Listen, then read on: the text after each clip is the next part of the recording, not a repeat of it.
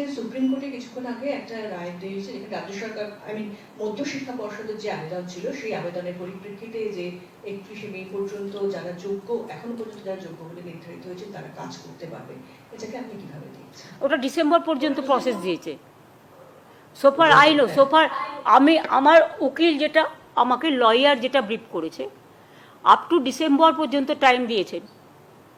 কাজে একটা আপাতত স্বস্তি যে তাদের মাইনের ব্যাপারে আমরা চিন্তা করছিলাম কি করে দেওয়া যায়, কারণ আগের বারে বলা হয়েছিল মাইনে দেওয়া যাবে না, সেই জন্য আমরা বিকল্প পথের সন্ধান করছিলাম। কাজে আমি কথা দিয়েছিলাম, আমি শুধু নই, আমাদের সবাই, আমাদের পরিবার, পশ্চিমবঙ্গ সরকার পরিবার, মানুষের পরিবার, যে আমরা দেখব যাতে ওদের কোনো অসুবিধে না হয়। সেটা আজকে আমরা আমাদের আবেদনে সাড়া দিয়ে ডিসেম্বর পর্যন্ত আমরা সময় পেয়ে গেছি। এবং তারপরেও দেখবেন, অনেকে বলছেন 2026-এ যাবে, 2026-এ যাওয়ার প্রশ্নই নেই, এই বছরের মধ্যেই সব সমাধান হয়ে যাবে আশা করি, যদি আপনারা সবাই সাথে থাকেন।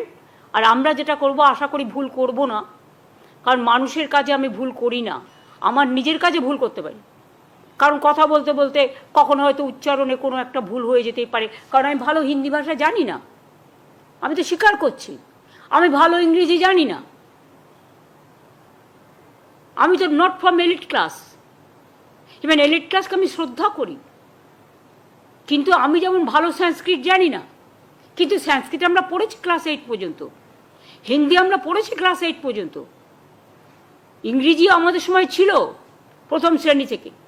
একটা জেনারেশন 4-5টা জেনারেশন গ্যাপ হয়ে গেছে, 3টে জেনারেশন তো বটেই, যখন পঞ্চম শ্রেণী পর্যন্ত ইংরেজি তুলে দেওয়া হলো, তারা একটা সাফার করছে, এবং তাদের মধ্যেও যারা অফিসার তৈরি হয়েছে তাদের আমরা ইংলিশে ট্রেনিং দেওয়াচ্ছি, যাতে গভর্নমেন্টের কাজকর্ম দেখতে কোনো অসুবিধে না হয়। কাজেই আমি খুশি যে আপাতত একটা সময় আমরা পেয়ে গেছি, এবং টিচাররাও মাইনে পাবেন যথাসময়ে। কাজেই এটা তো একটা স্বস্তির, বড় স্বস্তির খবর, এবং একটা স্বস্তি যখন হয় তখন ভবিষ্যতের স্বস্তিও তার উপরে নির্ভর করে।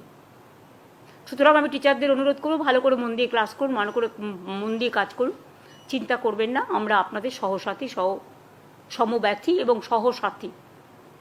আপনাদের বেদনা হলে আমাদেরও বেদনা লাগে। দিদি, এখানে একটা প্রশ্ন রয়েছে, সেটা হচ্ছে যে টিচাররা সেখানে রিলিফ পেলেও গ্রুপ সি এবং গ্রুপ ডি যারা কর্মচারী তারা, শুনুন, আপনি আইনের, you don't ask me any question which is related to law. Whatever will do as per law. এবং এসব ব্যাপারে আপনারা চিন্তা না করে চিন্তাটা আমাকে ছেড়ে দিন, ঠিক আছে? আমাকে লটা ভালো করে দেখতে হবে। Let our lawyer to come back. ওরা এখন দিল্লিতে আছে, ওরা আসলে ওদের সাথে বসবো, কথা বলবো। আমি ব্রাত্যকেও বলেছি ওদের সাথে ডেকে কথা বলতে।